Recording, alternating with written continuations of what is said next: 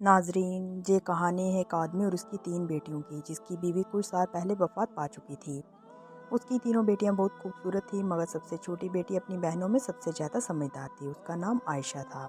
करीम अपनी तीनों बेटियों से बहुत प्यार करता था। उसने कभी अपनी बेटियों को माँ की कमी महसूस नहीं होने दी।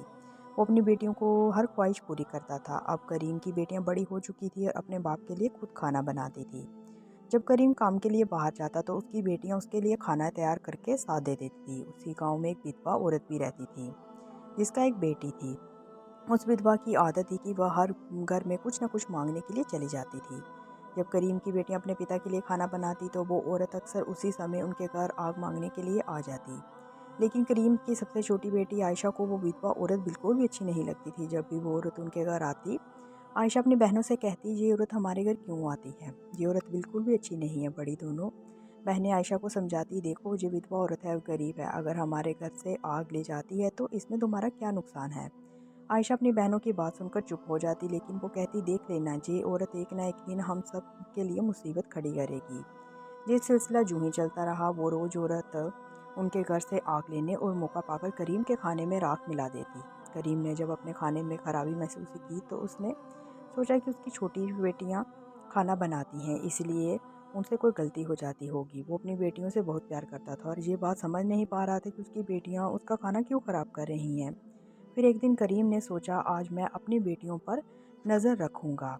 आखिर मेरी बेटियां अचानक से मेरे खाने में क्या मिलाने लगी हैं। जब करीम की बेटियां खाना बनाने लगी तो वो छुपकर उन्हें देखने लगा। उसकी बड़ी बेटी साफ पानी से चावल धो रही थी, छोटी बेटी सालन बना रही, सबसे छोटी बेटी आयशा बर्तन साफ कर रही थी, जिन बर्तनों में खाना डाला जाना था। कुछ ही देर में खाना पककर तैयार हो गया। खाने में कोई खराबी नहीं थी। करीम परेशान था, लेकिन फिर अचानक उसने जो देखा उससे उसके पैरों के तले जमीन खिसक गई। उसने देखा कि वही विधवा औरत उनके घर आग लेने आई है और उसकी छोटी बेटी आयशा उससे बहस कर रही है। वहीं उसकी दूसरी बहनें आयशा को समझा रही थी कि कोई बात नहीं आयशा, ये विधवा औरत है, इसे आग लेने दो। बड़ी बहन ने कहा, लेकिन उस विधवा औरत ने आग लेने के बहाने नजरें बचाकर करीम के खाने में राख मिला दी और साना खाना खराब कर दिया। ये देखकर करीम को बहुत गुस्सा आया। दूसरे ही दिन करीम ने उस विधवा औरत को अपने घर बुलाया और गुस्से में पूछा, तुम्हारी हिम्मत कैसे हुई मेरा खाना खराब करने की? वो औरत बड़े ही नाटकीय अंदाज में करीम के पास आई और उसके सीने पर हाथ फेरते हुए कहने लगी, अरे, मैं तो ये देख रही थी कि क्या तुम सच में अपनी बेटियों से प्यार करते हो या नहीं। खाना खराब होने पर तुम उन्हें डांटते हो या नहीं, लेकिन तुम बड़े अच्छे इंसान निकले, अपनी बेटियों से बहुत प्यार करने वाले हो। तुमने तो मेरी चोरी फ़ौरन पकड़ ली। अब मुझे यकीन हो गया है कि तुम अपनी बेटियों से बहुत प्यार करते हो। आइंदा ऐसा कुछ नहीं होगा। करीम उसकी बातों में और उसके नाटक पर यकीन करने लगा, क्योंकि वह विधवा औरत खूबसूरत थी। करीम उसकी बातों से इतना इम्प्रेस हुआ कि उसने उससे शादी करने का फैसला कर लिया। कुछ ही दिनों में उसने अपनी बेटियों की इजाज़त के बिना उस विधवा औरत से शादी कर ली और उसे अपने घर ले आया। शादी के कुछ ही दिनों के बाद वो विधवा औरत करीम की तीनों बेटियों से सख्त नफरत करने लगी। वो चाहती थी कि किसी भी तरह करीम की बेटियां इस घर से चली जाएं। उसने उन्हें घर से निकालने के लिए एक तरह तरह के प्लान बनाना शुरू कर दिए। वो सोचती थी कि अगर बेटियां घर से चली जाएंगी तो वो और उसकी अपनी बेटी आराम से ऐश की ज़िंदगी गुजार सकेंगी। साथ ही करीम का पूरा ध्यान सिर्फ उस पर और उसकी बेटी पर रहेगा।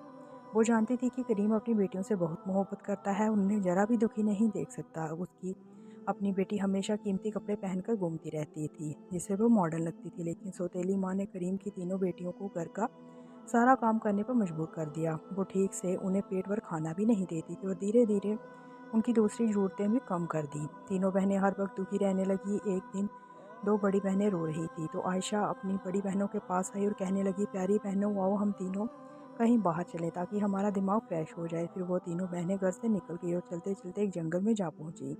वहाँ एक घने दरख्त के नीचे बैठकर वो रो रो कर अपनी माँ को याद करने लगी। इतने में उनके पास से एक अल्लाह वाले बुजुर्ग गुजर हुआ। आयशा ज़मीन पर बैठी रो रही थी और कह रही थी, ये मेरी माँ, हम मजलूम लड़कियां हैं और बहुत दुखी हैं। आप देख रहे हैं ना कि हमारी सौतेली माँ हम पर कितना जुल्म करती है।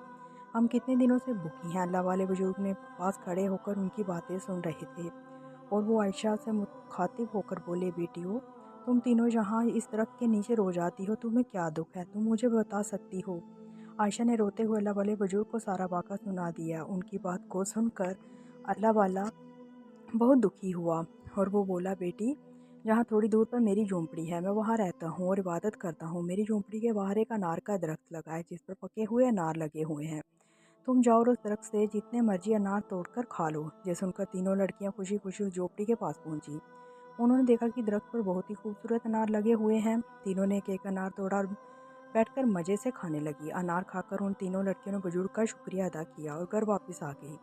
इसके बाद जब उनकी सौतेली माँ उन्हें खाना नहीं देती तो वो रोज जंगल में जाती और उन अनारों को खाकर अपना पेट भर लेती। धीरे धीरे उन्होंने घर का खाना खाना बिल्कुल छोड़ दिया। अब उनकी सौतेली माँ सोचती, मैं इन लड़कियों को खाने के लिए कुछ नहीं देती और इनसे इतना काम करवाती हूँ और बेइज्जत करती हूँ, फिर भी इनके चेहरे पर अजीब सी चमक है। इनमें से कोई बीमार भी नहीं पड़ती और इनकी खूबसूरती दिन ब दिन बढ़ती जा रही है। और मेरी बेटी जिसे मैं इतना का अच्छा खाना देती हूँ वो उनके सामने बदसूरत लगती है। दूसरे दिन जब वो लड़कियां जंगल की तरफ गई तो सौतेली माँ ने अपनी बेटी को उनका पीछा करने के लिए भेज दिया। जब वो तीनों लड़कियां अनार तोड़कर खा रही थी तो आयशा ने अपनी सौतेली बहन को देख लिया। उसने बाकी बहनों से कहा, जी हमारा पीछा कर रही है, मैं इसे जहाँ से भगा देती हूँ। फिर आयशा ने अपने हाथ में पकड़ा अनार छुपा लिया और बोली, अगर ये सब कुछ अपनी माँ को बता देगी तो ये हमारे लिए परेशानी का कारण बन सकती है। लेकिन आयशा की दूसरी बहनें बोली, आयशा तू कैसी बातें कर रही हो, ये बेचारी बेकसूर है। आयशा की बड़ी बहनें बोली, हमारी सौतेली माँ तंग करती है, ये तो हमें कुछ नहीं कहती। इसके बाद तीनों बहनों ने अपनी सौतेली बहन को अपने पास बिठाया और उसे एक अनार पकड़ा दिया। लेकिन सौतेली बहन ने वो अनार नहीं खाया और जल्दी अपनी माँ के पास जाकर कहने लगी, माँ वो लड़कियाँ भूखी नहीं रहती तो वो जंगल में एक दरख्त से अनार तोड़कर खा लेती हैं। और उस दरख्त के पास एक बुजुर्ग भी इबादत कर रहे थे और उन्होंने भी उन्हें रोकने की कोशिश नहीं की। ये सुनकर सौतेली माँ गुस्से से भर गई और वो सोचने लगी कि मैं इन लड़कियों को अनार खाने से कैसे रोकूं। पूरा दिन वो गुस्से में ही रही। जब शाम को करीम काम से घर वापस आया तो उसने अपनी बीवी को परेशान देखा। वो बोला, तुम इतनी परेशान क्यों हो और क्यों इतनी उदास बैठी हुई? तो वो कहने लगी, मेरे सिर में बहुत तेज़ दर्द है और ये किसी दवाई से ठीक नहीं होगा। करीम ने पूछा, फिर कैसे ठीक होगा? और वो जड़ से बोली, जंगल में एक अनार का दरख्त है जिस पर लाल लाल अनार लगे हैं। अगर तुम उस दरख्त को जड़ से कटवा दो और उसकी जड़ों को उबालकर दवा बना लो और मेरे माथे पर लगाओ तो मेरा सिर दर्द ठीक हो सकता है। करीम ने कहा, बस इतनी सी बात? फिर करीम ने गांव के कुछ आदमियों को बुलाया और उन्हें पैसे देकर कहा, जंगल में एक अनार का दरख्त है, तुम लोग उसे जड़ से उखाड़कर उसकी जड़ें काटकर मुझे ला कर दो। कुछ ही देर में वो आदमी उस अनार को उखाड़कर उसकी जड़ें लेकर करीम के पास आ गए। करीम ने जल्दी से उन जड़ों की दवाई बनाई और अपनी बीवी के माथे पर मलने लगा तो थोड़ी ही देर में उसकी बीवी कहने लगी, अब मुझे आराम है। अगले दिन जब तीनों बहनें जंगल में गई तो उन्होंने देखा कि अनार का दरख्त किसी ने जड़ से उखाड़ दिया है। ये देखकर वो परेशान हो गई और सोचने लगी कि अब हम क्या खाएंगे। फिर वो तीनों लड़कियां वहाँ बैठकर रोने लगी। उनके रोने की आवाज़ सुनकर अल्लाह वाले बुजुर्ग अपनी झोंपड़ी से बाहर आ गए और वो समझ गया कि ये तीनों बहनें क्यों रो रही हैं।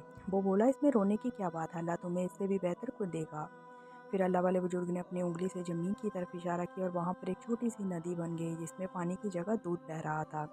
फिर उस बुजुर्ग ने उन लड़कियों को मिट्टी का प्याला दिया और कहा, यहाँ से जितना मर्जी हो दूध पियो।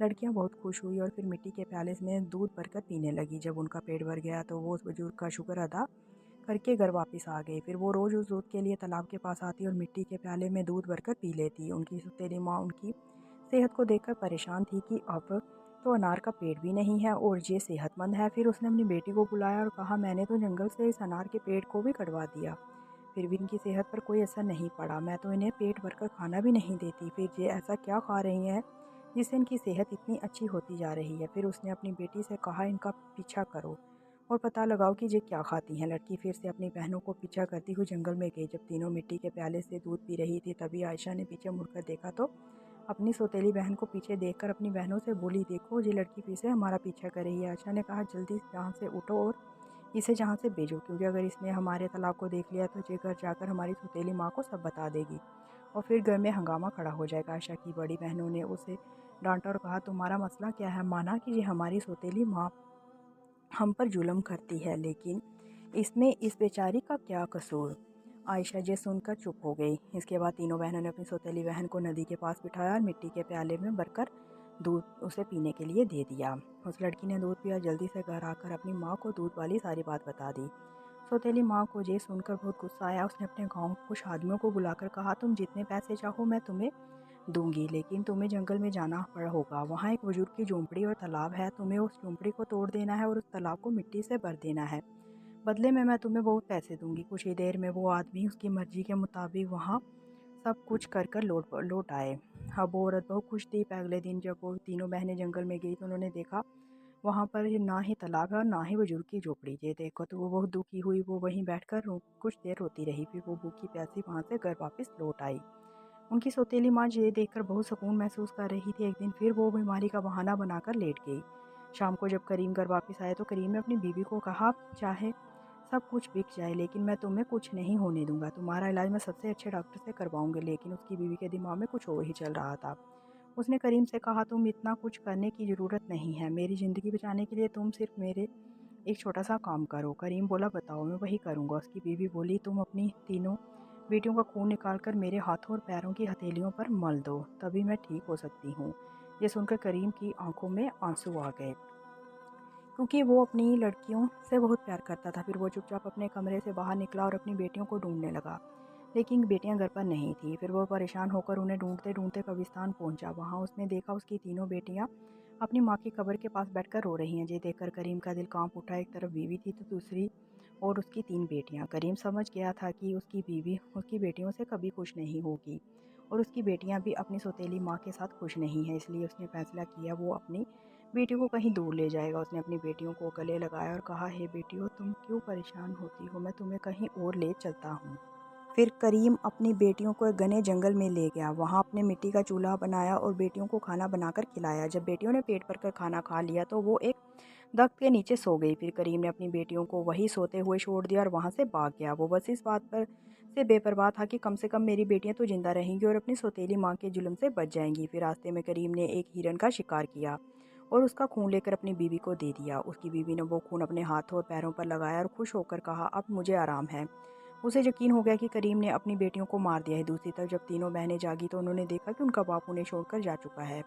वो अपने बाप को पुकारने लगी। जंगल में जंगली जानवरों की आवाज़ें सुनकर वो डर गई और रोने लगी। इत्तेफाक से उस दिन उसी जंगल में तीन दोस्त शिकार के लिए आए थे। जब वो शिकार करके लौटने लगे तो उनमें से एक दोस्त, जिसका नाम नासिर था, कहने लगा, मुझे लगता है कि यहाँ कोई मुसीबत में है। क्या तुम लोग किसी के रोने की आवाज़ नहीं सुन रहे? मुझे तो किसी के रोने की आवाज़ आ रही है। चलो जल्दी से देखते हैं, शायद किसी को हमारी मदद की ज़रूरत हो। फिर तीनों दोस्त आवाज़ की दिशा में चल पड़े और आगे जाकर उन्होंने देखा तीन खूबसूरत लड़कियां बैठी हुई रो रही हैं। नासिर आगे बढ़ा और उनसे पूछा, तुम यहाँ अकेली क्यों रो रही हो और इतना क्यों रो रही हो? आयशा ने अपनी पूरी कहानी सुना दी। लड़के को उन पर बड़ा तरस आया। वो आपस में कहने लगे, क्यों ना हम इन लड़कियों से शादी कर लें, उन्हें एक शर्त मिल जाएगी और हमारी ज़िंदगी भी सुकून से गुजरने लगेगी।